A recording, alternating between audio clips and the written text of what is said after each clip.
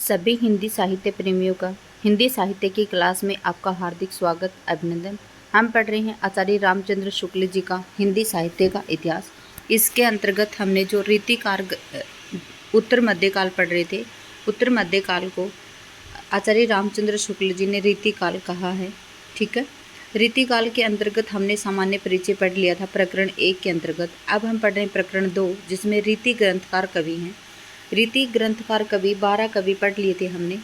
ठीक है, आज हमारा 13वां कवि है देव। देव के बारे में हम पूरी व्याख्या सहित जो इसमें बताया गया है वो कंप्लीट पढ़ेंगे, कहीं पर भी कुछ भी नहीं छोड़ेंगे। ठीक है, पद मैं आपके लिए छोड़ सकती हूँ। पद अगर इम्पोर्टेंट हैं, कहीं क्वेश्चन में कहीं एग्जाम में आए हुए हैं, तो वो पद मैं आपको बता दूंगी कि आप इनको याद कर लीजिए। बाकी आप पढ़ना चाहें तो पढ़ सकते हैं, वरना नए भी पढ़ना चाहें तो नए पढ़ें, कोई दिक्कत नहीं है उसमें। और मैं हर पद आपको दिखाते हुए चलूँगी। अगर आपकी इच्छा है कि मुझे पद पढ़ना है तो आप पढ़ सकते हैं। ठीक है, वैसे ज़्यादा इम्पोर्टेंट या महत्वपूर्ण नहीं है पद का पढ़ना। ठीक है, चलिए। हाँ जी, देव के बारे में हम पढ़ेंगे। देव ये इटावा के रहने वाले सनाड्य ब्राह्मण थे। कुछ लोगों ने इन्हें कान्य कुब्ज सिद्ध करने का भी प्रयत्न किया। इनका पूरा नाम देवदत्त था। भावविलास का रचनाकाल इन्होंने 1746 में दिया है और उस ग्रंथ निर्माण के समय अपनी अवस्था 16 वर्ष की कही है। इस हिसाब से इनका जन्म संवत 1730 निश्चित होता है। इनके अतिरिक्त इनका और कुछ वृतांत नहीं मिलता है। इतना अवश्य अनुमित होता है कि इन्हें कोई अच्छा उदार आश्रयदाता नहीं मिला, जिनके यहाँ रहकर इन्होंने सुख से काल यापन किया हो। ये बराबर अनेक रईसों के यहाँ एक स्थान से दूसरे स्थान पर घूमते रहे, पर कहीं जमे नहीं। इसका कारण या तो इनकी प्रकृति की विचित्रता माने या कविता के साथ उस काल की रुचि का असामंजस्य। इन्होंने अपने अष्टयाम और भावविलास को औरंगजेब के बड़े पुत्र आजम शाह को सुनाया था, जो हिंदी कविता के प्रेमी थे। इनके पीछे इन्होंने भवानी दत्त वैश्य के नाम से भवानी विलास और कुशल सिंह के नाम पर कुशल विलास की रचना की थी।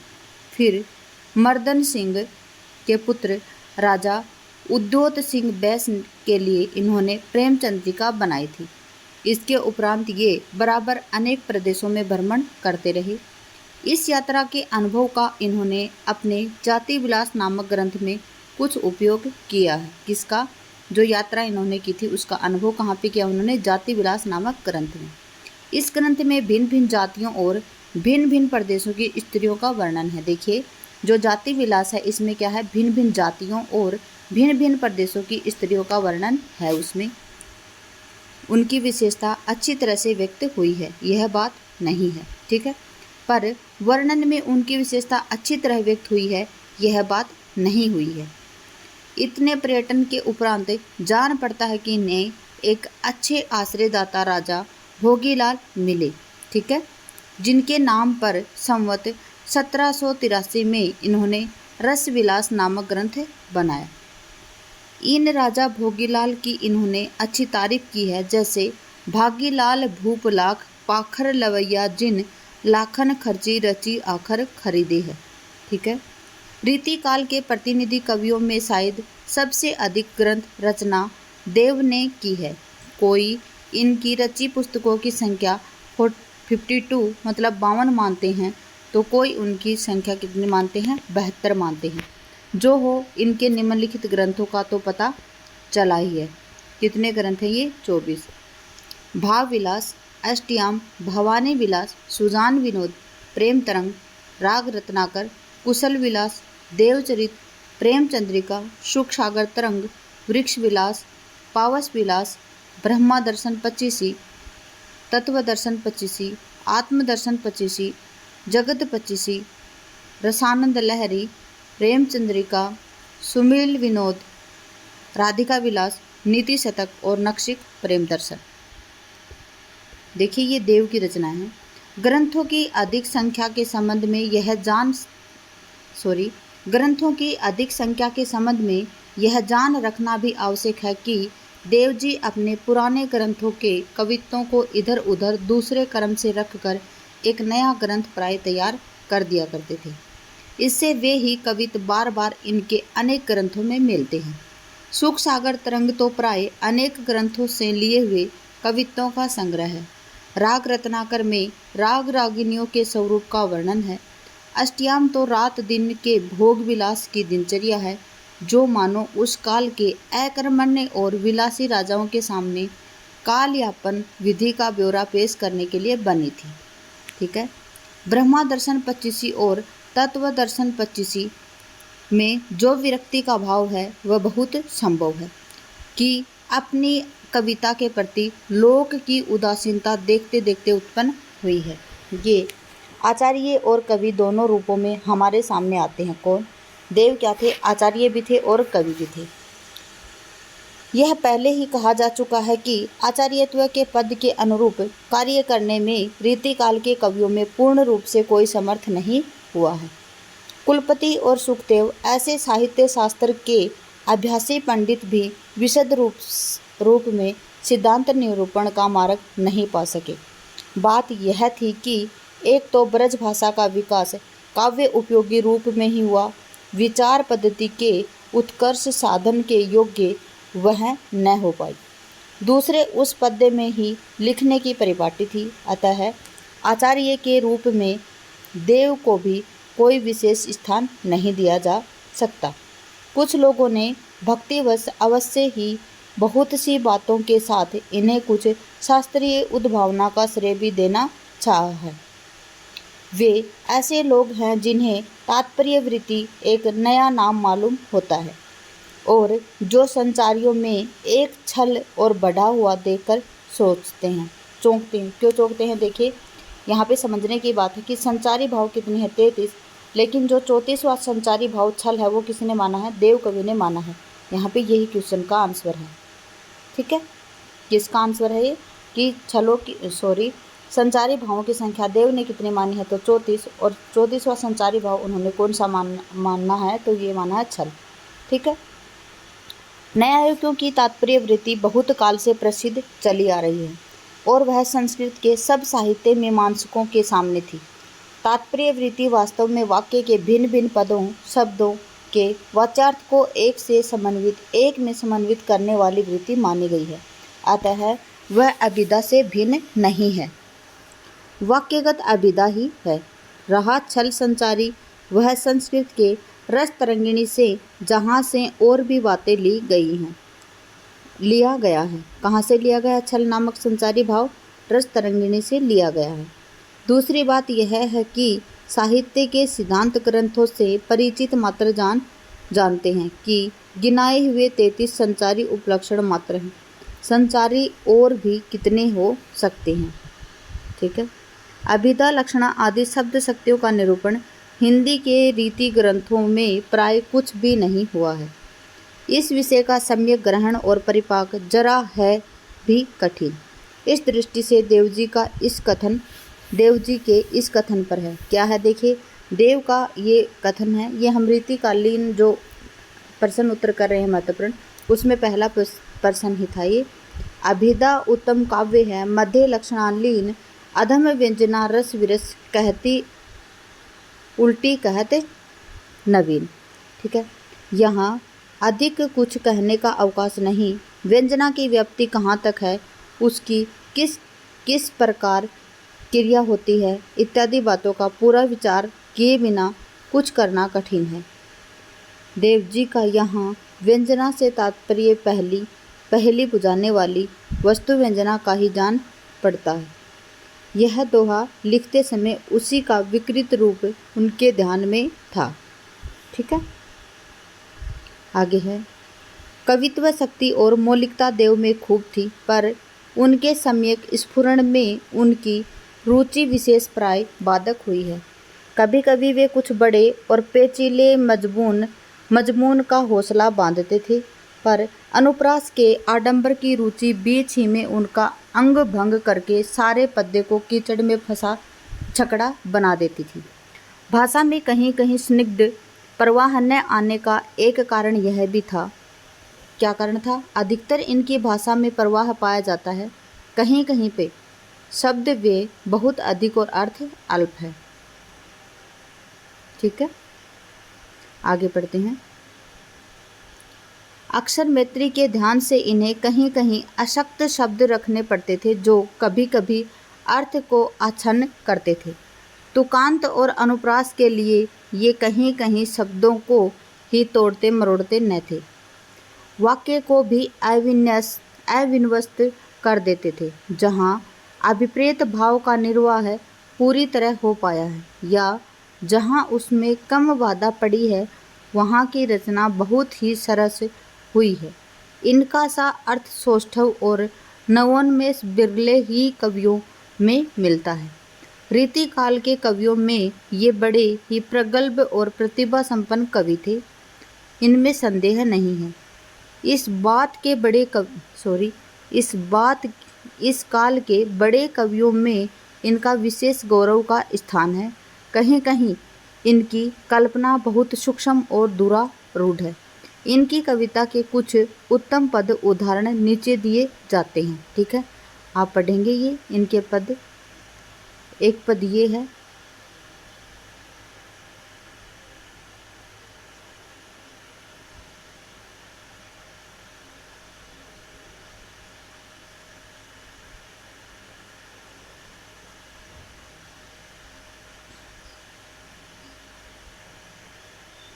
देखिए एक पद यह है, सुनो के परम पद उनो के अनंत मद। ठीक है, और अगला पद है ये, फिर उससे अगला पद है ये। किसके पद हैं? ये देव के पद हैं, आप पढ़ेंगे। ठीक है, ये भी देव का ही पद है।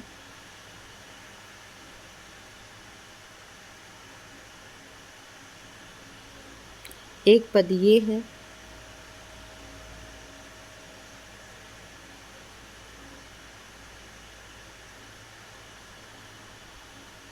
देखिए एक पद ये है, पद बहुत सारे इनके।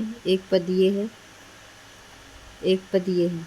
अगर आप ये पद नहीं पढ़ें और देव से महत्वपूर्ण पंक्तियां आती हैं वो पढ़ते हैं, वो ही काफ़ी हैं। ठीक है, चलिए श्रीधर या क्या है, मुरलीधर। ठीक है,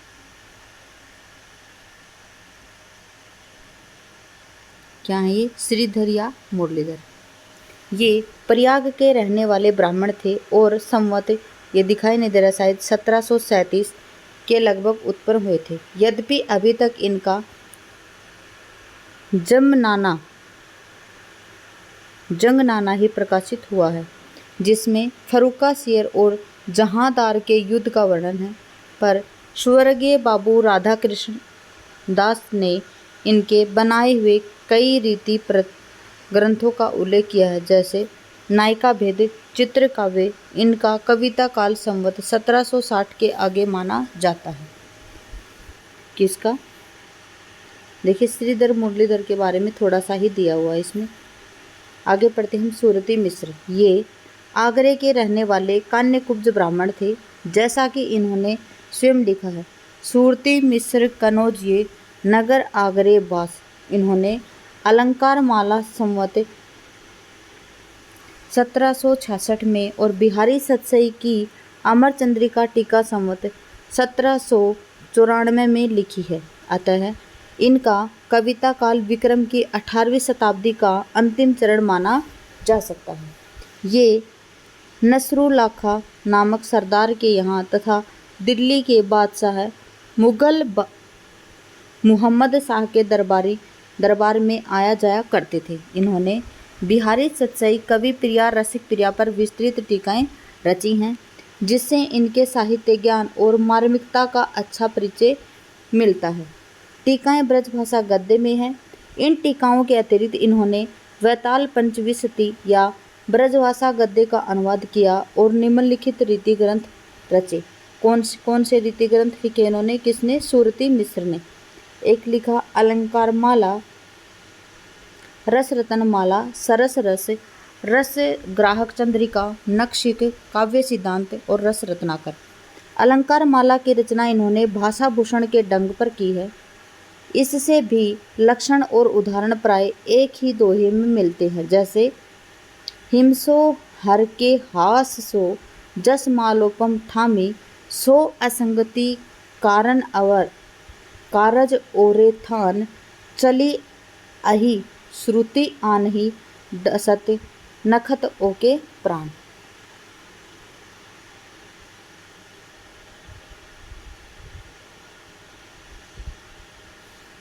देखिए, इनके ग्रंथ सब मिले नहीं हैं, जितने मिले हैं उनसे ये अच्छे साहित्य मर्मज्ञ और कवि जान पड़ते हैं। इनकी कविता में तो कोई विशेषता नहीं जान पड़ती, पर साहित्य का उपकार इन्होंने बहुत कुछ किया है। नक्शिक से इनका एक कवित्त दिखाई देता है।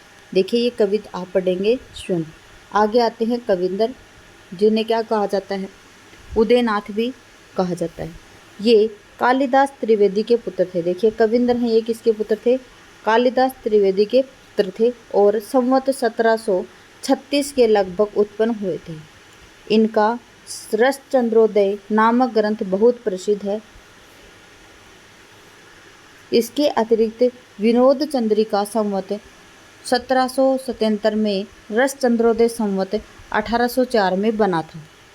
ठीक है, आता है इनका कविता काल संवत 1804 या उसके कुछ आगे तक माना जा सकता है। ये अमेठी के राजा हिम्मत सिंह और गुरुदत्त सिंह मतलब भूपति के यहाँ बहुत बड़े हुए हैं, बहुत दिन रहे हैं। ठीक है, इनका रस चंद्रोदय श्रृंगार का एक अच्छा ग्रंथ है। इनका कारण इनकी भाषा मधुर और प्रसाद युक्त है। वर्ण विषय के अनुकूल कल्पना भी ये अच्छी करते थे। इनके दो कवित्त नीचे दिए गए हैं। लहर मंजार ही पहाड़ कर लागी जेहें, छोर पे नगर के सराय के उतारे की।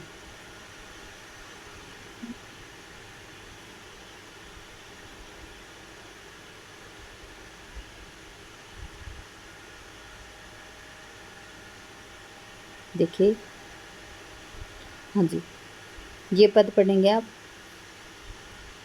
उसके बाद में पढ़ेंगे ये पद। ठीक है,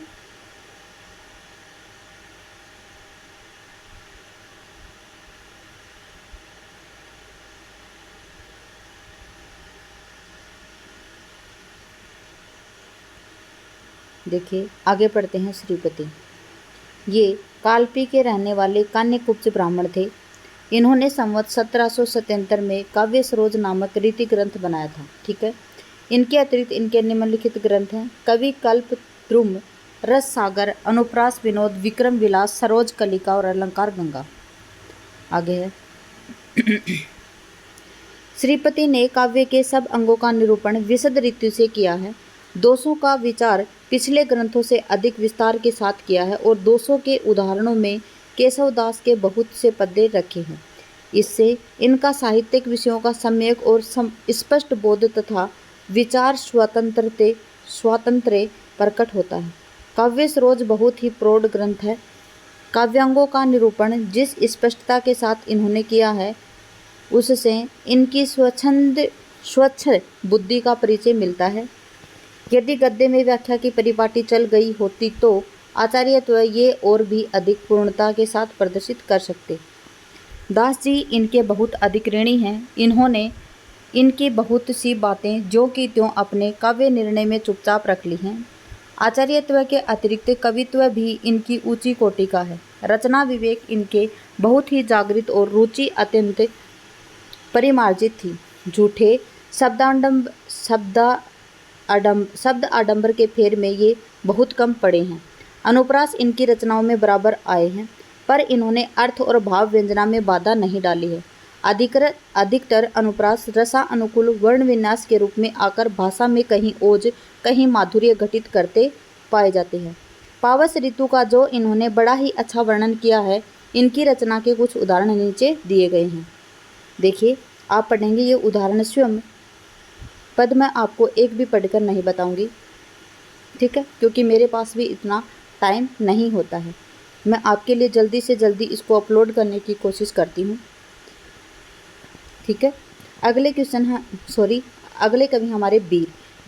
ये ऐसे कवि आते हैं जो इतने इम्पोर्टेंट नहीं होते। ये दिल्ली के रहने वाले श्रीवास्तव कायस्थ थे। इन्होंने कृष्ण चंद्रिका नामक रस और नायिका भेद का एक ग्रंथ संवत 1779 में लिखा था। कविता साधारण है और वीर रस का एक कवित इस प्रकार से है। ये कवित आप देख सकते हैं, ये कवित है इनका, ठीक है। आगे आते हैं कृष्ण कवि। हाँ जी, कृष्ण कवि तो हम पढ़ ही लेते हैं। हाँ जी, ये माथुर चौबे थे और बिहारी के पुत्र प्रसिद्ध हैं। देखिए बिहारी के पुत्र कौन है? कृष्ण कवि। इन्होंने बिहारी के आश्रयदाता महाराजा जयसिंह के मंत्री राजा अय्यमल की आज्ञा से बिहारी सत्सय की टीका की और उसमें महाराज जयसिंह के लिए वर्तमान कालिक क्रिया का प्रयोग किया है और उनकी प्रशंसा भी की है। अतः यह निश्चित है कि यह टीका जयसिंह के जीवन काल में ही बनी होगी। महाराज जयसिंह संवत 1799 तक वर्तमान रहे हैं। संवत 1799 तक वर्तमान थे, अतः यह टीका संवत 1785 और 1790 के बीच में बनी थी, ठीक है। क्या बताया है? हाँ जी, 1785 बिल्कुल ठीक है, और 1790 के बीच में बनी होगी। इस टीका में कृष्ण ने दोहों के भाव पल्लवित करने के लिए सवैया लगाए हैं और वार्तिक में काव्यांग स्फुट किए हैं। काव्यांग इन्होंने अच्छी तरह दिखाए हैं और वे इस टीका के एक प्रधान अंग हैं। इसी से ये रीतिकाल के प्रतिनिधि कवियों के बीच में ही रखे जाते हैं। किसकी है ये? देखिए कृष्ण कवि हैं, इनकी भाषा सरल और चलती है तथा अनुप्रास आदि की ओर बहुत कम झुकी हुई है। दोहों पर जो सवैये इन्होंने लगाए हैं उनसे इनकी सहृदयता, रचना कौशल और भाषा पर अधिकार अच्छी तरह प्रमाणित होता है। इनके दो सवैये हैं, देखिए कौन से?